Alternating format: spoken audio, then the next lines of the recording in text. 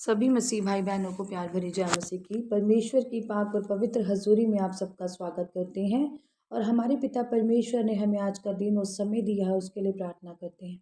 Hallelujah hallelujah hallelujah hallelujah. धन्यवाद धन्यवाद धन्यवाद धन्यवाद धन्यवाद धन्यवाद। पिता पुत्र पवित्र आत्मा, पिता पुत्र पवित्र आत्मा, पिता पुत्र पवित्र आत्मा। धरती आकाश के मालिक खुदा आपका धन्यवाद हो। सेना के यहोवा आपका धन्यवाद हो। धरती आकाश के पृथ्वी के रचता आपका धन्यवाद हो। पिता परमेश्वर, सारी रात आप अपने हमें संभाला, सुबह का मीठा प्यारा दिन दिया, आपका शुक्र करते हैं, आपका धन्यवाद करते हैं। घर परिवार में हमें बना के रखा, हमें किसी भी भली वस्तु की कमी नहीं होने दी, हमारे रास्तों में आने जाने में हमारी सहायता मदद की और हमारे पापों गुनाहों को क्षमा करके आपने हमें अपनी प्रेजेंस में, अपनी प्रस्तुति में हमें बिठाया। पिता परमेश्वर, जो प्रार्थना करने का मौका दिया, हमें चलती सांसें दी, आपका धन्यवाद करते हैं। भरपूरा परिवार दिया, हमें किसी भी भली वस्तु की कमी नहीं होने दी, हमें भरपूर करके रजाया, आपका शुक्र करते हैं। अब समय आपके वचन का है, आपके कलाम का है, जो हमारे राहों की ज्योति, हमारे जीने का आधार है। आपके वचन जो हमारी आत्मा की खुराक है, जिसे लेकर हमारी आत्मा तृप्त होती है और हम नए हो जाते हैं। आपके वचन हमें नया बल प्रदान करते हैं, हमें जीना सिखाते हैं, उठने बैठना के बारे में बताते हैं। आपके वचन हमें मेल मिलाप करना सिखाते हैं, आत्मा के फलों से भरते हैं, जिसके द्वारा हम चलाए जाते हैं खुदावन। हमें प्रेम आनंद की बातें सिखाते हैं खुदावन, जिससे हम मिलनसार होते हैं, हम अपने स्वभाव को नर्म करते हैं खुदावन। आपके वचन हमारे राहों की ज्योति हैं पिता परमेश्वर जी। आपके वचनों के द्वारा हम चलाए और बचाए जाते हैं। वचन आपकी हमारी जिंदगियों में कार्य करें पिता परमेश्वर जी, और वचनों पर हम बने रहें। जो भी आज हम वचन सुने पिता परमेश्वर जी, उसी के अनुसार करें पिता परमेश्वर। जितने भी जन आज आपके हजूरी में बैठे हैं खुदावन, जो वचन ये सुने पिता परमेश्वर जी, उनको अपने हृदय में बसाएं और जो वचन कहता है पिता परमेश्वर जी, उनके अनुसार अपनी जिंदगियों में काम करें। प्रार्थना यीशु नासरी के नाम में मांगते हैं, आमीन आमीन और आमीन। हालेलुया। आज मैं आपके लिए लेकर आई हूँ मत्ती 18 की 18 से 20 नंबर आयत, जिसका टॉपिक है रोकना और अवसर देना। बुरे कामों से रोकना कह सकते हैं कि गलत चीज़ों से, और अवसर देना अच्छे कामों को, प्रार्थना करने को, किसी के लिए लिखा है। मैं तुमसे सच कहता हूँ, जो कुछ तुम पृथ्वी पर बांधोगे वह स्वर्ग में बंधेगा, और जो कुछ तुम पृथ्वी पर खोलोगे वह स्वर्ग में खुलेगा।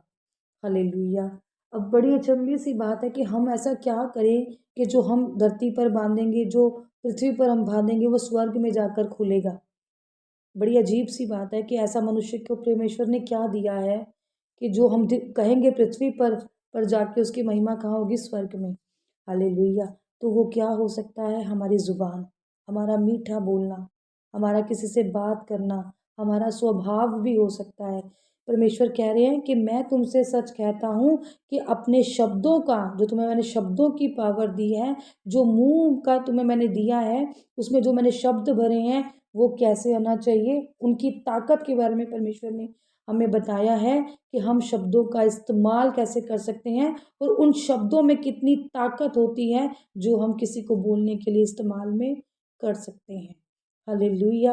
हमारा अच्छा बोलना, हमारा गलत बोलना, हमारा किसी को आशीष देना और किसी को श्राप वाले शब्द देना, सभी मायने रखते हैं। अगर हम अच्छा बोलते हैं तो जो अच्छा हम बोलेंगे वो पृथ्वी पर बंधेगा और स्वर्ग में जाकर वो बंधेगा, और जो कुछ पृथ्वी पर हम खोलेंगे वह स्वर्ग में जाकर खुलेगा। मतलब हमारे बोल चाल, हमारा व्यवहार कैसा होना चाहिए। परमेश्वर के वचन में लिखा है ना, जीव के वश में जीवन और मृत्यु दोनों होते हैं, और जो उसे काम में लाना जानता है वह उसका फल भोगेगा। हालेलुया। परमेश्वर के वचन हमें बताते हैं कि जो हमारी जीभ है, हमारा जो मुंह है, वो क्या होना चाहिए? अच्छा, साफ सुथरा मन भावना, कि हमारे मुंह से जब भी निकले अच्छी बातें और आशीषित बातें निकलें, जो हमें स्वर्ग की तरफ लेकर जाती हैं। हमें कोई अधिकार नहीं है हम किसी को कुछ भी बोलें, गलत बोलें, जब भी बोलें अच्छा बोलें, जो जाकर कहाँ बंधेगा? स्वर्ग में। अगर हम पृथ्वी पर किसी को अच्छा कहते हैं तो लिखा जाएगा कि हम किसी को अच्छा बोल कर आए हैं। हालेलुया। और वही जाकर अच्छाई हम स्वर्ग में जाकर क्या करेंगे? पा जाएंगे। हालेलुया। तो अपनी जीभ को अपने वश में रखना जिसको आता है, उसके लिए स्वर्ग के रास्ते खुद ब खुद खुल जाते हैं। कहते हैं ना, अपने मुंह के मैं तेरे मुंह का सृजनहार हूं, परमेश्वर ने कहा है। तो मुंह से क्या निकालो? अच्छी बातें, चाहे वो कोई भी हो, तुम्हारे मुंह से उसके लिए हमेशा अच्छा ही निकलना चाहिए।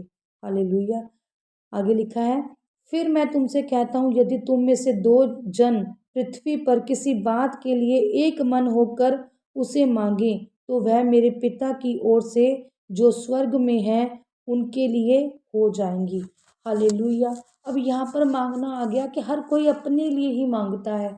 जब भी हम परमेश्वर से प्रार्थना करने के लिए बैठते हैं, तो बहुत कम लोग हैं जो दूसरों के लिए प्रार्थना करते होंगे, दूसरों के लिए मांगते होंगे कि परमेश्वर उसको मुझसे ज़्यादा इस चीज़ की ज़रूरत है, इसे वो दे। शायद हम में से आज कोई भी नहीं है, और ये इतना आसान होता भी नहीं है। बाइबल की बात करें तो बाइबल तो पाक और पवित्र है, और हमें बहुत कुछ सिखाती है, पर शायद हम अपना पूरा मन उस पर नहीं लगा पाते हैं और नहीं सीख पाते हैं। सीख तो लेते हैं, सुन भी लेते हैं, उसको समझ भी लेते हैं, पर चलना शायद थोड़ा सा मुश्किल हो जाता है। और जो उस मुश्किल को पार कर लेता है, वो सच में परमेश्वर की निगाह में परमेश्वर का बच्चा बन जाता है। और जो परमेश्वर ने जिसको अपना बच्चा बना लिया, उसे फिर किसी चीज़ की कोई कमी नहीं रहती। पर सच्चाई यही है कि होता नहीं है। हम करना भी चाहते हैं तो नहीं होता, क्योंकि दुनिया ऐसी है। मसीही भाई बहन ही आजकल इतने हैं, इतनी बड़ी चर्चों में जा रहे हैं, चाहे छोटी चर्चों में जा रहे हैं, चाहे किसी ऐसे पास्टर के नीचे हैं जो बहुत ही आत्मिक है, पर वो जो कलीसिया है, जो हम लोग हैं, वो खुद आत्मिक नहीं होते हैं। हम लोग नहीं कर पाते हैं जो परमेश्वर के वचन हमें सिखाते हैं। और यही कहा गया है कि जब कोई दो जन बैठते हैं प्रार्थना करने के लिए, और उनका टॉपिक एक ही होता है, तो पिता परमेश्वर भी क्या होता है, उस टॉपिक से खुश होते हैं, और वो स्वर्ग में बैठकर उनकी बातों को सुनते हैं और पूरा भी कर देते हैं, क्योंकि परमेश्वर के वचन में लिखा है। हालेलुया। परमेश्वर के वचन ने कहा है, क्योंकि जहाँ दो या तीन मेरे नाम पर इकट्ठा होते हैं, वहाँ मैं उनके बीच में होता हूँ। हालेलुया। आमीन। और ये सच्चाई है। मतलब होता हूँ का मतलब यहाँ पर परमेश्वर तो पहले से ही पाक और पवित्र जो मन मंदिर है हमारा, उसके अंदर है। पर जब परमेश्वर की आराधना, जब प्रार्थना करते हैं, तो हम प्रेजेंस को फील करते हैं परमेश्वर की। वो सच्चाई है। परमेश्वर तो अभी मैं आपसे बात कर रही हूँ, अगर मेरा दिल साफ है तो परमेश्वर मेरे दिल के अंदर ही है, तभी तो हम जी पा रहे हैं, हम सांस ले पा रहे हैं। अगर दुष्ट आत्मा आज हमारे मन के अंदर हो, तो क्या वो हमें जीने देगी? ये परमेश्वर की ही ताकत और सामर्थ है कि हम सांसें ले पा रहे हैं। पर सच्चाई क्या है? ये वचन की सच्चाई क्या है? क्योंकि जहाँ दो या तीन मेरे नाम पर इकट्ठा होते हैं, वहाँ मैं उनके बीच में होता हूँ। तो आपको क्या लगता है, जब हम चर्च में जाते हैं, वहाँ इंस्टेंट जब गवाहियाँ बनती हैं, तो क्या परमेश्वर वहाँ पर खुद होकर वो गवाहियों को नहीं बनाते हैं? क्या वो कोई पास्टर में इतनी सामर्थ है कि वो किसी अंधे की आंखों की रोशनी ले आए? या पास्टर में इतनी सामर्थ है कि वो लंगड़े को चलाना सिखा दे? वहाँ पे परमेश्वर की प्रेजेंस होती है, हमारे परमेश्वर का पवित्र आत्मा वहाँ पर होता है जो कार्य करता है। इसलिए ये वचन को कहा है कि जो मेरे नाम में दो या तीन जन इकट्ठे होते हैं, वहाँ मैं एकत्र होता हूँ, मैं वहाँ पर होता हूँ उनके बीच में। तो परमेश्वर हमारे साथ हैं, पर हमें परमेश्वर से प्रार्थना करते रहना है, परमेश्वर से मांगते रहना है, ताकि परमेश्वर की जो प्रेजेंस है वो हमारे साथ बनी रहे। जो परमेश्वर हमें से चाहते हैं, अगर वो हम परमेश्वर को देते हैं, तो परमेश्वर सदा हमारे साथ ही रहते हैं। ये परमेश्वर की ही सामर्थ है कि हमारी सांसें चल रही हैं। ये परमेश्वर ने ही चाहा है तो हम आज जी रहे हैं। परमेश्वर के रास्तों पर चलना, मैं मानती हूँ कि आसान नहीं है, पर हम कोशिश तो कर सकते हैं ना। और जब हम कोशिश करने चलेंगे, तो जीत हमारी होगी। और मैं आपसे सच कहती हूँ कि आप अगर मन बना रहे हैं कि परमेश्वर मुझे आपके रास्तों पर चलना है, तो अपनी कमियों को मांगे, प्रार्थनाओं में अपनी कमियों के परमेश्वर हमारी कमियों को दूर करें। परमेश्वर हमारी कमियों से हमें जो निजात दिलाएं। एक पेपर लो, एक पेन लो, उस पर लिखो, अपनी प्रॉब्लम्स को लिखो, अपनी कमियों को लिखो, और वो पेपर लेकर बैठ जाओ अपने सामने और फायर प्रेयर करो उसके ऊपर, खुद से करो, और देखो कैसे आपके मसले हल होते हैं। हालेलुया। ये परमेश्वर अगवा करता है, और वाकई कोई भी, ये नेचुरल सी बात है बिल्कुल। अगर हम परमेश्वर से बस हाथ जोड़कर रोते ही रहेंगे और मांगते ही रहेंगे, तो शायद वो प्रार्थना हमारी न सुनी जाए। पर जब हम अपनी प्रार्थना को लिख कर अपनी बाइबल में रखते हैं और रोज़ हम मन बना लेते हैं कि हमें इस पर फायर प्रेयर करनी है, हमें इस बीमारी को डांटना है प्रभु यीशु मसीह के नाम में, तो वो ज़रूर जाएगी। क्योंकि परमेश्वर ने हमारे शब्दों में इतनी पावर हमें दी है कि हम कुछ भी कर सकते हैं। अधिकार दिया है परमेश्वर ने। इस वचन के द्वारा परमेश्वर हमें बता रहे हैं कि मैंने तुम्हें अधिकार दिया है, तुम्हारे मुंह को मैंने अधिकार दिया है, तुम्हारे शब्दों को मैंने अधिकार दिया है कि तुम उसका सही इस्तेमाल करो। अगर तुम अपने मुंह से आशीष वाली बातें निकालते हो, तो वो आशीषित ही होंगी। और अगर गलत बातें निकालते हो, अगर कहो कि मेरी बीमारी पथरी जाएगी नहीं, उसका हल ऑपरेशन ही है, तो नेचुरल सी बात है, उसका हल ऑपरेशन ही होगा।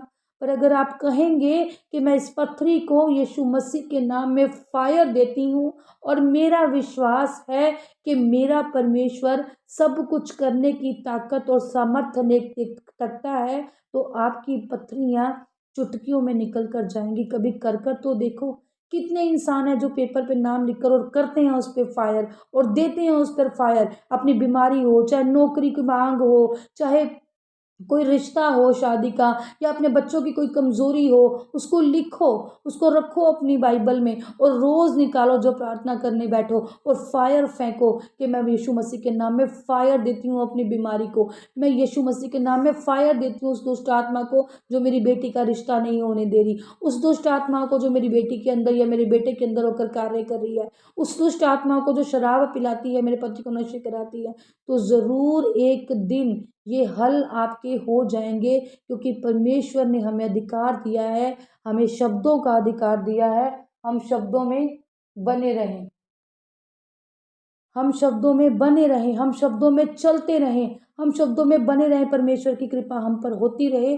मैं प्रार्थना करती हूँ खुदावन, आज जितने भी जन पिता परमेश्वर जी आपकी हजूरी में बैठे हैं खुदावन, इन सबको आज आप छुएं पिता परमेश्वर जी, और इनको अपने शब्दों के अधिकार की पावर का इस वचन से पता चले पिता परमेश्वर जी, और अपने मुंह को पिता परमेश्वर जी आपकी बातों का ये पिता परमेश्वर जी समझें कि हमने किस परमेश्वर के आगे कैसी बात रखनी है, किस जन के आगे हमें कैसे बोलना है, हमें कैसे चलना है, हमें कैसे रहना है। और पिता परमेश्वर जब भी ये प्रार्थना करने बैठे पिता परमेश्वर जी, हर एक जन अपने पास एक पेपर रखे, पेंसिल रखे, उस पर अपनी कमियों घटियों को लिखकर उस पर फायर प्रेयर फेंके पिता परमेश्वर जी, और आप इनकी प्रार्थनाओं को सुने खुदावन पिता परमेश्वर जी, और इनकी प्रार्थनाएं पिता परमेश्वर जी स्वर्ग तक पहुँचे पिता परमेश्वर, और इन सब की प्रार्थनाओं को आप कबूल करें मेरे यहोवा पिता।